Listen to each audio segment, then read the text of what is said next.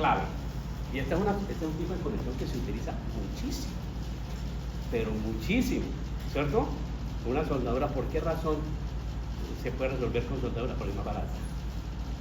Porque es más barata, ¿cierto? ¿Cómo lo podría resolver también yo? Aquí. Ah, no, yo no quiero esto. Yo quiero una conexión más limpia. Fácil.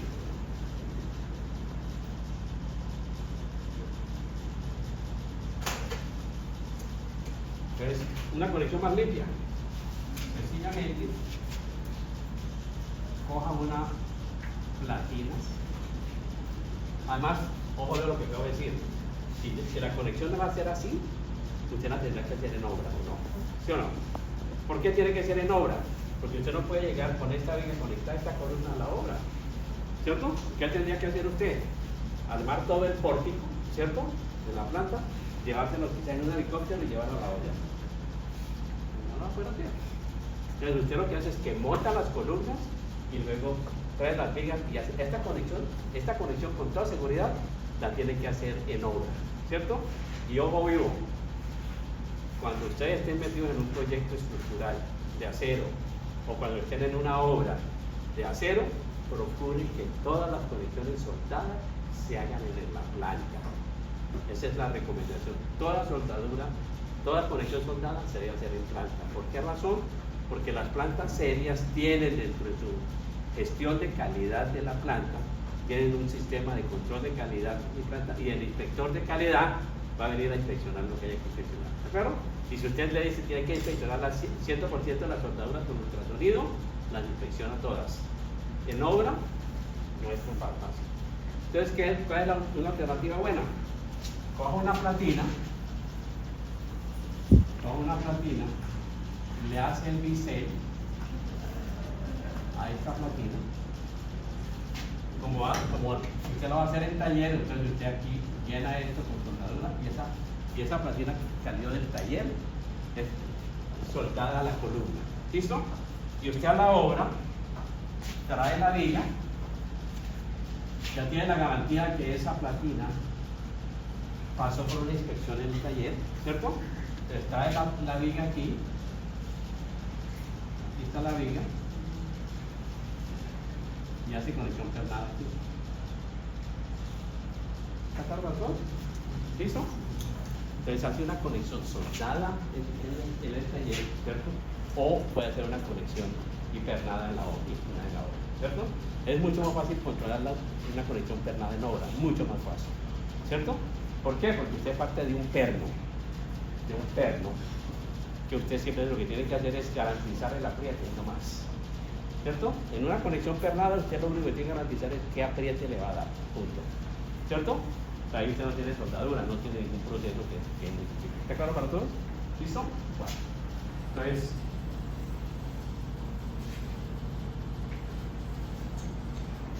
esta es la conexión que acabo de mostrar. Esta conexión es la que acabo de mostrar. ¿Cierto? Ahora, este agujero, ese huequito, el huequito que yo dije que se hace por ahí, no es cualquier huequito. Las dimensiones, el radio, el diámetro están en la norma. ¿Listo? Todo está en la norma. No hay nada que inventar, sino es que yo hice un huequito, me gusta este de 2 centímetros. No es el que a usted le guste, el que hay que hacer. ¿Está claro? ¿Listo? O sea, honestamente yo digo, ¿cierto? Aquí en Colombia hubo un fracaso bastante grande de un edificio de acero en 2007, Cartagena. Yo tuve oportunidad de ir al congreso del concreto. Realmente yo voy al congreso del concreto de Cartagena. Eso lo hace en septiembre, los años pares. Siempre en los años pares hay reunión del concreto, ¿cierto? Pues finalmente a mí me gusta el concreto también, entonces procuro ir. Yo fui en el 2006 a un congreso, a una reunión de concreto, y cuando iba llegando al hotel, me salí del aeropuerto para hacer un edificio, y dije, aquí está esto que es el edificio de la Escollera, el edificio más alto de Colombia, ¿cierto? Estaba en construcción. Me dijo, va a tener 60 pisos. Pues listo, pues me llamó mucho la atención. Ese edificio en ese momento habían colocado vigas hasta el nivel 22, recuerdo muchísimo. Y yo dejé mi maleta ahí. El edificio estaba con una valla grande alrededor, valla azul con letra blanca que decía Acesco. La gente decía el edificio Acesco. El edificio Acesco. Entonces yo fui allá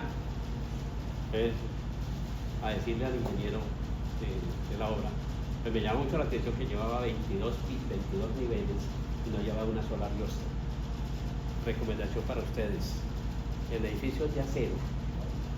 Si el diseño tiene riostras, usted no puede dejar más de 3 pisos sin riostras. ¿Está claro? Clarísimo, clarísimo. Si usted va en el nivel 22, tiene que tener riostras hasta el nivel 19. ¿Está claro? Máximo 3 pisos sin riostras. Entonces fui allá yo y toqué la puerta y le dije al tipo: yo soy de Acesco. Me dijeron que me creyó, pero bueno, ¿cierto? Entonces yo le dije: mira, me preocupa que vayas al nivel 22, me digas nivel 22 y no hay riostra. Yo, ya, ahí en la esquina están, ya vienen ya están aquí en la esquina, ya van a colocar. Pues carreta, llegaron hasta el nivel 58, sin riostras, 58 pisos sin riostras. ¿Listo? Te voy a contar el edificio cómo era. El edificio era un edificio que tenía esta forma en planta.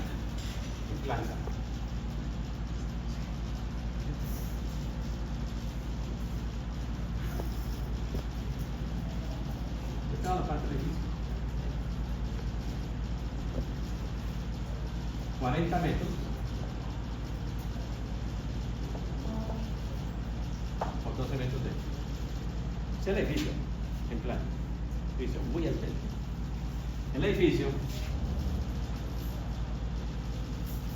iba a tener 180 metros de altura, ¿no?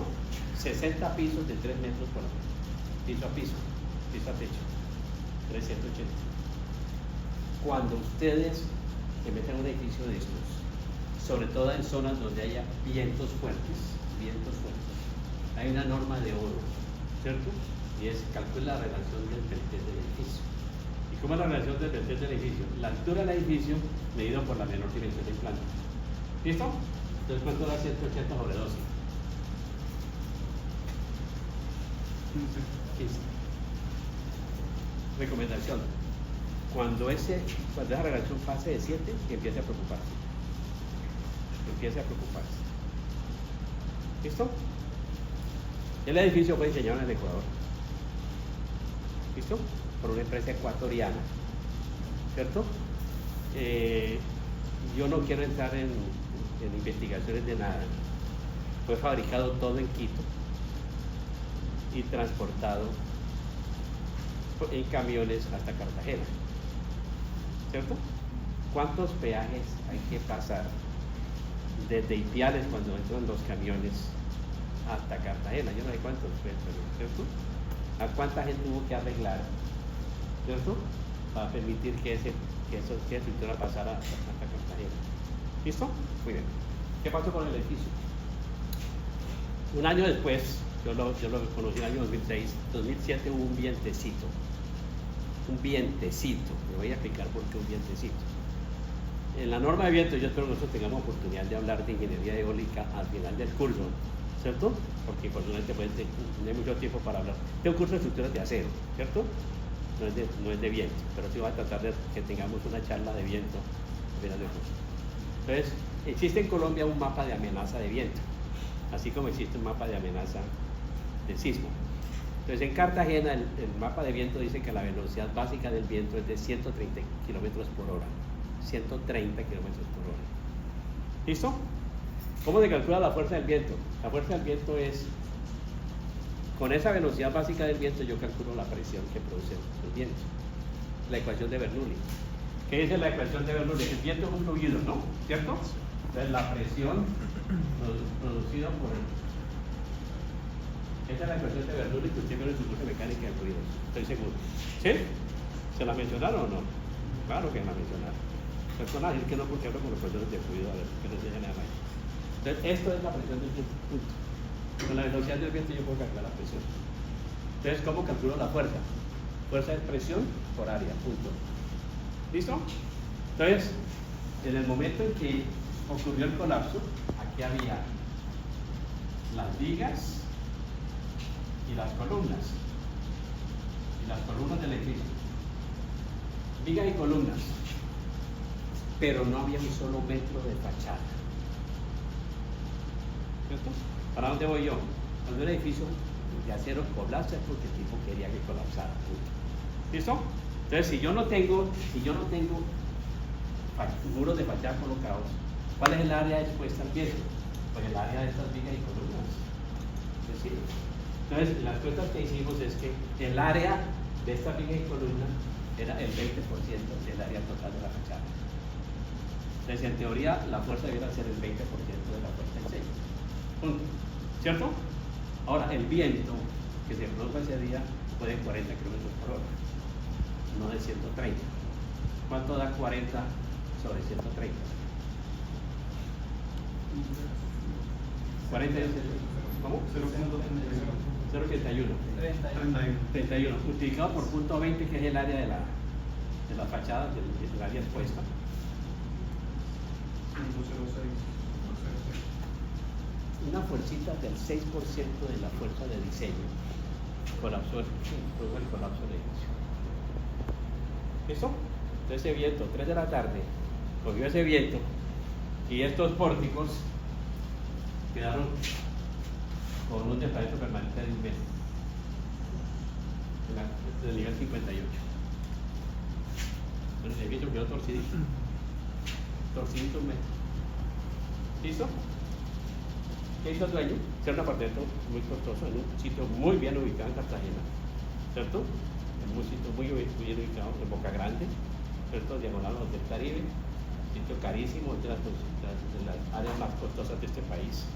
Estoy seguro que un apartamento en esa zona puede costar 15 millones de metros cuadrados, 20 millones de metros cuadrados, una cosa loca, pues, ¿cierto? O sea, no es un precio para este país, pues.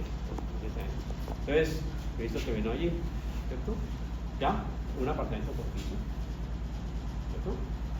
480 metros cuadrados, 40 por 12, 480 metros cuadrados. O sea, usted iba a llegar directamente a la sala, en el ascensor sabía y usted llegaba a la sala de su apartamento. ¿Sí? ¿Qué pasó con eso? Pues lógicamente una estructura mal hecha, conexiones soldadas todas conexiones soldadas, sin inspección, ¿cierto? Yo alguna vez le preguntaba a la gente, pues, lógicamente con mi relación con el Instituto Nacional de Construcción de Acero, tengo mucha relación con los fabricantes de estructuras de acero, y yo me preguntaba una cosa, es que no había una empresa colombiana que pudiera fabricar ese edificio. Pero Gilberto, ¿por qué no lo metimos? ¿Cierto? ¿Por qué no lo metimos? Digo, porque no había claridad de cómo lo iban a pagar. Entonces, una estructura de estas, no sé cuánto puede costar un edificio de estos, ¿cierto? ¿Cierto? Pero pagámosle una cifra. Pongamos una cifra, cualquier cifra, hagamos números. Aquí hay 480 metros cuadrados y son 60 pisos. ¿Cuánto es 480 por 60? 28.800. ¿Cuánto? 28.800. 28.800. Todo importante. 480 por 60. 28.800. Supongamos que este fuera un edificio de un consumo de 50 kilos de acero por metro cuadrado. ¿Qué por supuesto? 1.440.000 kilos, ¿cierto? Supongamos que el kilo estuviera en esa época a 8.000 pesos kilo.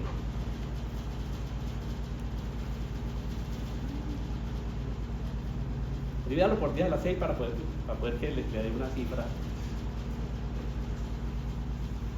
11.520 millones de pesos. 11.000 millones de pesos sin contar la cimentación.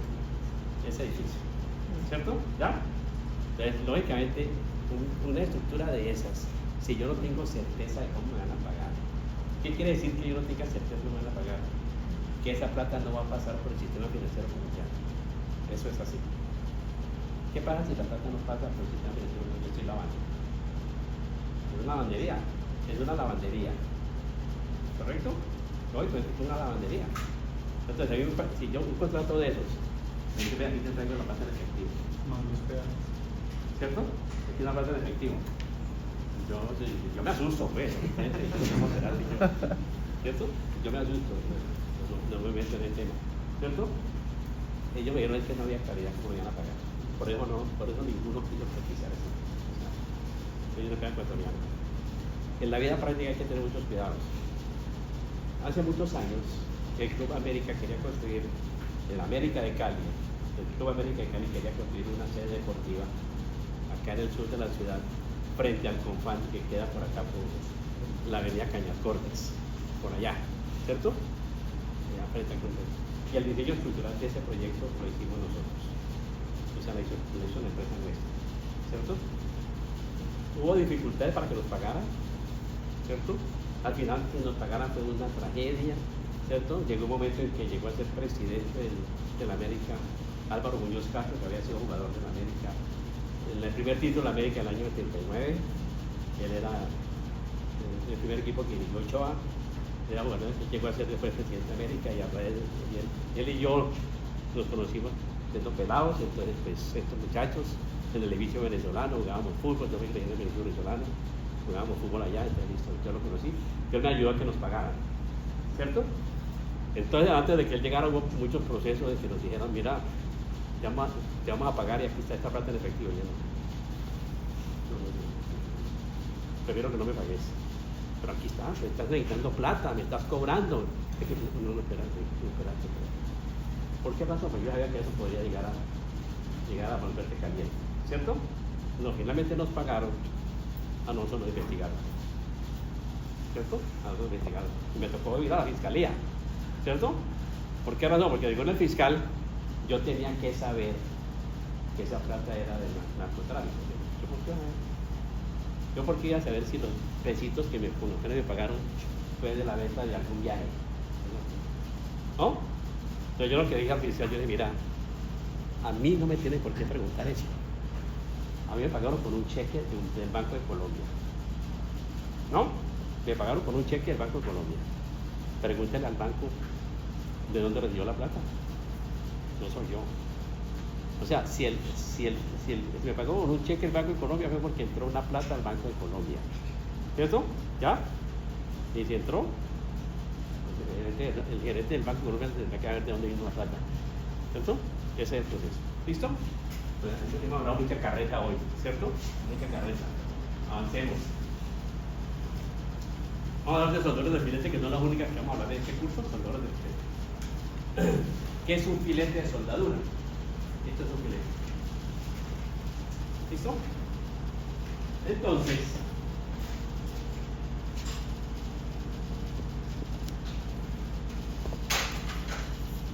se supone que una soldadura de filete trabaja acortante. Entonces, de una vez, ¿cuánto es el esfuerzo nominal acortante de un acero? El 60% del correspondiente esfuerzo a tracción. Recuerden, siempre en cortante 60%. ¿Listo? Entonces, la soldadura es ese elemento que hay aquí, soldadura. Yo lo voy a dibujar acá. Cuidado.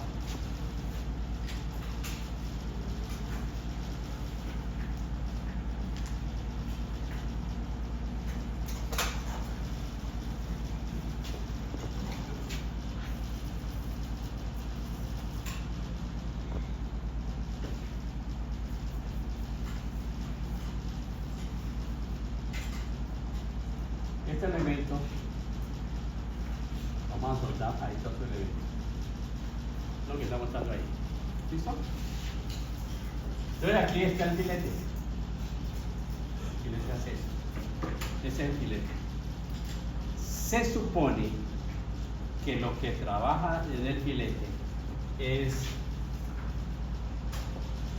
la bisectriz de este ángulo. Entonces, uno este punto con este punto. Esta dimensión se llama W, y W quiere decir espesor nominal de soldadura. espesor nominal de soldadura. Y se supone que es exactamente igual a esta otra división. Pero aquí despreciamos esta parte de la soldadura. Esta parte no cuenta. No la contamos para efectos del diseño. ¿Cierto? Entonces ese triángulo rectángulo que se me forma aquí, le trazo la bisectriz del ángulo. La bisectriz del triángulo rectángulo. Esta bisectriz se llama el espesor efectivo de la soldadura. Efectivo de la soldadura. Si este ángulo es 45 grados, este ángulo es 45 grados, ¿cierto? Y este, si ustedes observan, pónganle atención a esto, este va a ser el cateto y este el otro cateto de este triángulo rectángulo. ¿Estamos de acuerdo? ¿Sí? ¿Sí o no? ¿Cierto? Entonces, ¿cuánto vale este cateto? Este cateto vale la hipotenusa multiplicado por el coseno del ángulo de 45 grados. ¿Cierto? ¿Sí o no? ¿Sí? Pues esta distancia de aquí es W coseno de 45 grados. ¿Cuánto es el coseno de 45 grados? Raíz de 2 sobre 2. Raíz de 2 sobre 2. W. ¿Cuánto es raíz de 2 sobre 2? La raíz de 2 creo que es 1,41, si no estoy mal. 0.707. 707. Esto es 0.707. ¿Listo? ¿Cuál es el área que resiste la carga de la soldadura?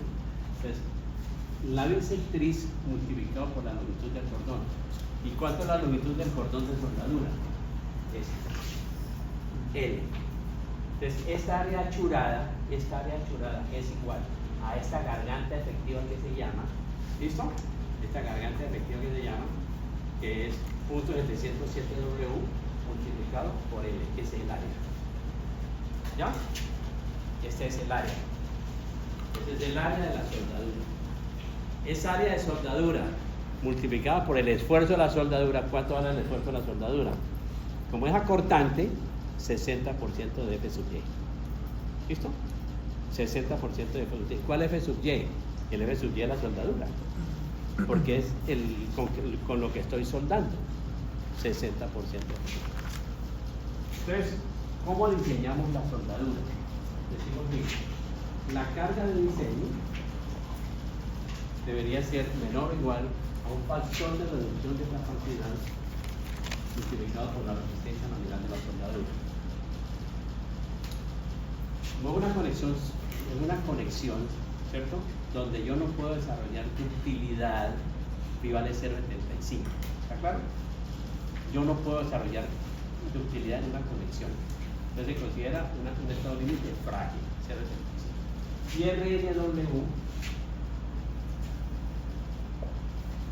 Y RNW es igual al límite de influencia, lo llamamos FW, el esfuerzo de la soldadura, multiplicado por el área de la soldadura, ¿Y cuánto es el área de la soldadura?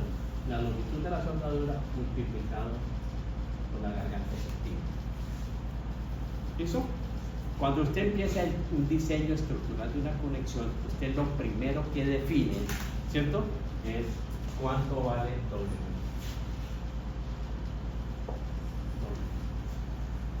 Entonces, la norma establece que ese espesor nominal de soldadura debe obedecer a una regla.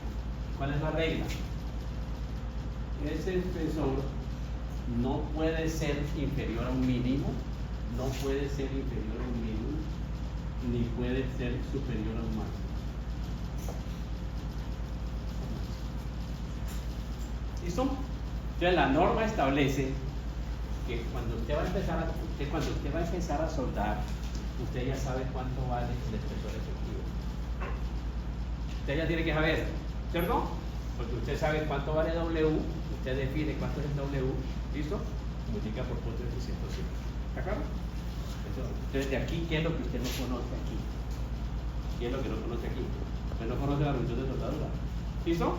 Entonces, usted dice aquí, la longitud de la soldadura debe ser mayor o igual a P sub U, la carga de diseño, dividido por pi, por FW y por el espesor efectivo.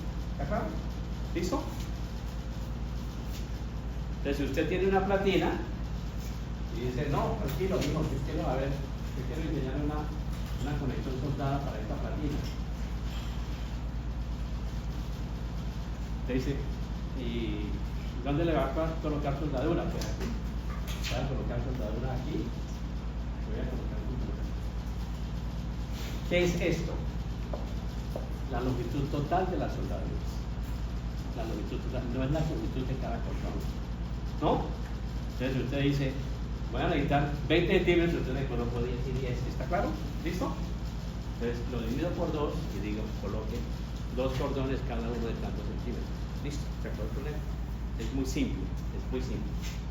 Bueno, punto importante. Por norma, el espesor máximo de una soldadura es igual al espesor del material base. DBM se llama. Espesor del material base. ¿Qué es el material base? Lo que yo estoy soldando. Estoy soldando esta platina con esta platina. ¿Listo? ¿Ya? Supóngase que esta platina fuera de un espesor y esta platina de otro espesor. ¿Cuál de los dos controla? El menor espesor. El menor espesor. ¿Listo? Suponga que esta platina fuera de 9 milímetros y esta fuera de 8 milímetros. Entonces usted calcula con este espesor. Menos un 16avo de pulgada.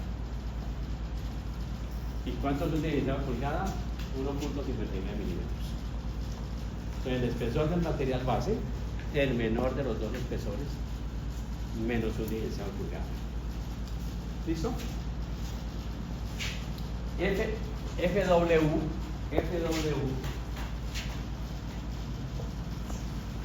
es el esfuerzo de la soldadura. ¿Qué pregunta tiene, chica? Sí, entonces digo aquí TBL, espesor del material base, ¿cierto? De una vez.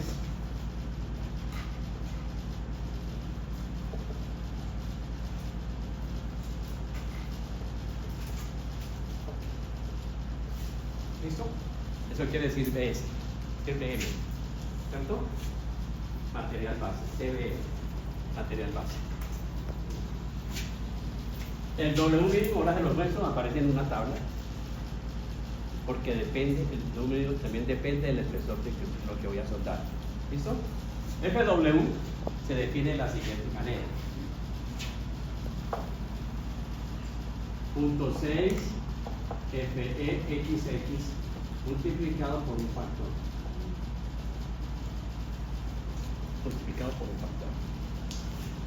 FW es igual a 0.6 FEXX. ¿Qué es FEXX? El límite de fluencia de la soldadura. Aquí. FEXX es el límite de fluencia de la soldadura. ¿Listo? 0.6 porque trabaja cortante.